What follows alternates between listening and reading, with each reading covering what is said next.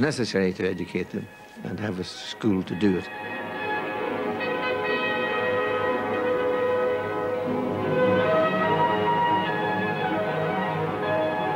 Well, Stoney was the hub of the organisation.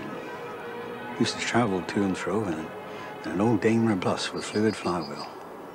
You started the thing and then you waited for 20 minutes for the smoke to clear to see which end to get on, you know. But, oh, good days. We were very close. It was one big family of people with a common interest. The main course, which takes 10 days, is divided between work in the field and in the classroom. It deals with both theory and practice. Many of the students are, of course, already familiar with the basic operations of tractor handling and driving. But others have to begin right at the beginning.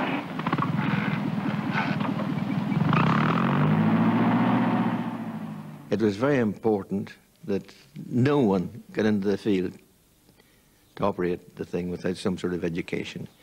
Certainly the salesmen had to be educated so they knew what they were selling in case they sold the wrong type of equipment. They must be able, when necessary, to advise farmers on how to make the best use of tractor and implements and how to get the full advantage of their flexibility. A network of tractor dealerships sprang up all over the country. But it was through large public demonstrations that ordinary farmers first came into contact with the new tractor. A big demonstration involved a lot of preparation. They would put them in the autumn after the farm, normally after the farmer had finished his harvest. It was advertised in local papers and Farmers Weekly and so forth, you know. They would come along. It was a good day out. It was a gathering of farmers with a common interest. An advert come in the paper the last fortnight in December 1947 that there was a demonstration with the Ferguson tractor at Doddington, which is 11 miles from here. And I went. It was a very cold, rime frosty morning. And the only way I could get to Doddington there, which is 11 miles, I've said, was on my bicycle, so I biked. I went to the demonstration. And I was rather impressed that day, and I had a few rounds of ploughing, you see. The whole object of the exercise was to get them interested, giving them practical demonstrations. Seeing is believing. See it working. The centrepiece of a demonstration was cultivating the small square. This was an area 20 feet by 27 feet, too small for a horse or any other tractor to work in. What you needed first, of course, was a coil of rope and 5 posts.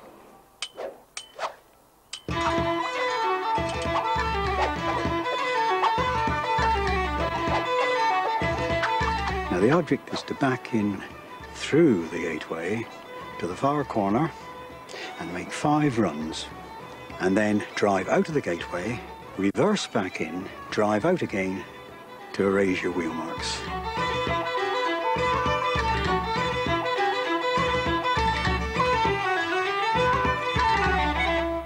Until the demonstration at Doddington that I went, I had never driven anything, whatever, a car, tractor or anything, so that was my first time. I think they were heroes, a lot of these farmers, because they had no idea of gears, they had no idea of changing their gears, the pedals, brakes, and clutches, the hydraulic controls. We make sure that the driver is conversant with all the controls, and then he tries his hand at driving for the first time.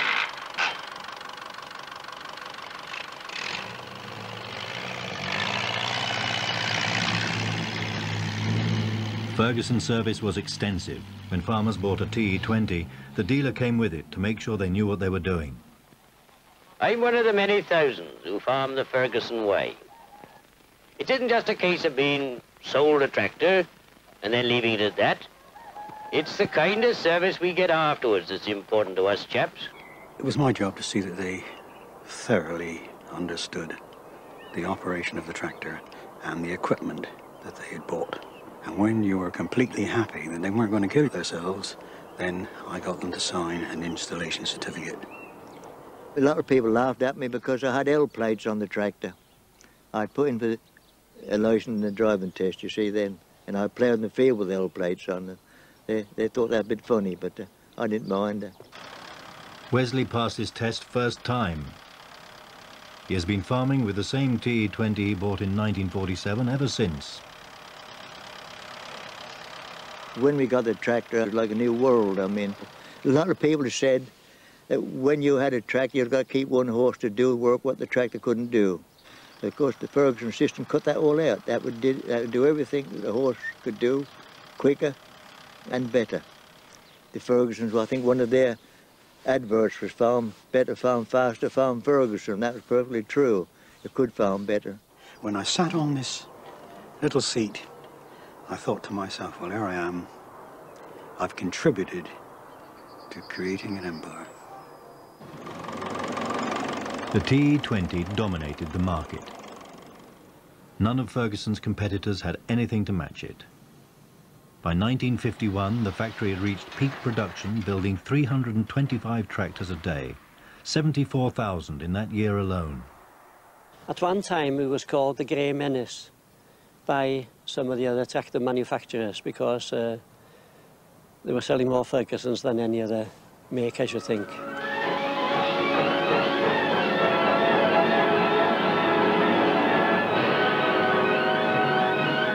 Ferguson had always intended that farmers all over the world should benefit from his system. By the mid-1950s, the TE20 was being used in over 160 countries. 70% of the 74,000 tractors turned out by Ferguson's last year were exported. These tractors are now working at all sorts of jobs in many different countries. As tractor sales grew, so did the sales of implements. Only Ferguson tools would fit the integrated system, and a whole new range of farm machinery had to be developed for the TE20. Ploughing's only one job on the farm. An agricultural machine worth its petrol must do all the others too, better than a horse or a mechanical horse. A horse can't saw up logs. The tractor can, and dig post holes. There are 20 tools for 20 different jobs the tractor can do. Efficient mechanization has come to the farm. It wasn't just simply the tractor that had the big impact. The tractor was the prime mover, but as well as... It came off the production line in October 1946. At last, a light maneuverable tractor was available to British farmers. The combination of three-point linkage and hydraulics made tractor and implement one, and was sold to farmers as the Ferguson system. If you think of a tractor as a mechanized horse, then, of course, you build a plough on wheels to harness to it. Now, think of a tractor as a ploughing tool.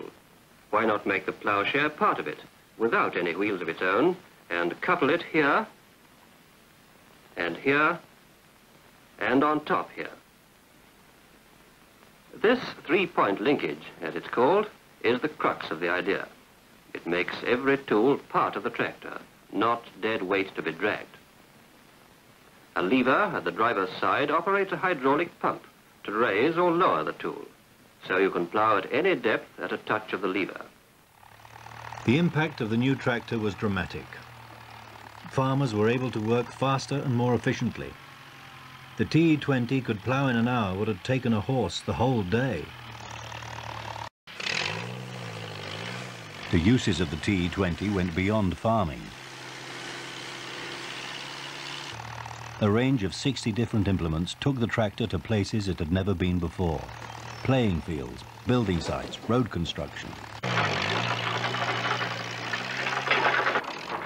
The roller is chain-driven from the power unit's rear wheels and steered through an independent system. When the power unit is required elsewhere, it is a matter of minutes to disconnect. In 1953, Harry Ferguson, by now nearly 70, sold out to the Canadian firm Massey Harris. Just 2 years later, production of the TE20 came to an end. In 10 years, over 500,000 tractors had been made, more than... When Theo Roberts returned from national service to his family's farm in 1947, the TE20 had recently been launched.